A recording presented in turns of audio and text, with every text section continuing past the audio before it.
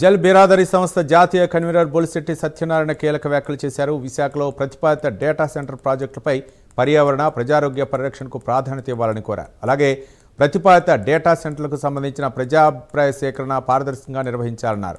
నివాస ప్రాంతాలు, వ్యవసాయ భూములు, పర్యావరణ సున్నిత ప్రాంతాలకు దూరంగా ఈ ప్రాజెక్టులను అభివృద్ధి చేయాలని సూచించారు.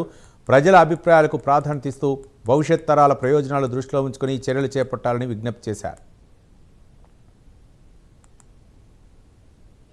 అభివృద్ధి కోరుకునే వాళ్ళు మీరంతా, కాబట్టి మీ అందరికీ కృతజ్ఞతలు. చాలా తక్కువ నోటీసులో మిమ్మల్ని పిలవడం జరిగింది.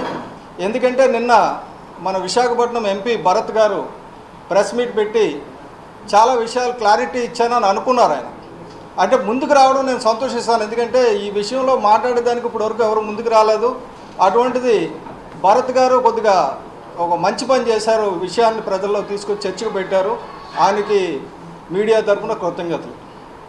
ముఖ్యంగా ఆయన చెప్పినవి ఏంటంటే, ఆయన చెప్పిన అన్నీ నేను విభేదిస్తున్నా, ఒక్కటి కూడా కాదు. ఎందుకంటే ఆయన 4 అంశాలు లేవనెత్తారు. 4 అంశాలు కూడా ఆయన 100% తప్పే.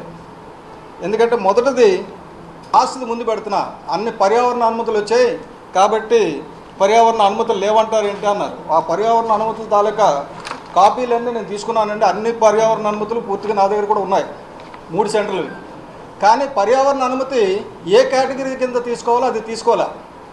పర్యావరణ అనుమతి చిన్న కుటీర పరిశ్రమకు ఉంటా చూసారో, B2 కేటగిరీ, ఆ B2 కేటగిరీ కింద పెట్టి ఇటువంటి విధ్వంసకరమైన ఒక ఫ్యాక్టరీ పెట్టేటప్పుడు, లేకపోతే పరిశ్రమ పెట్టేటప్పుడు దానికి పర్యావరణ.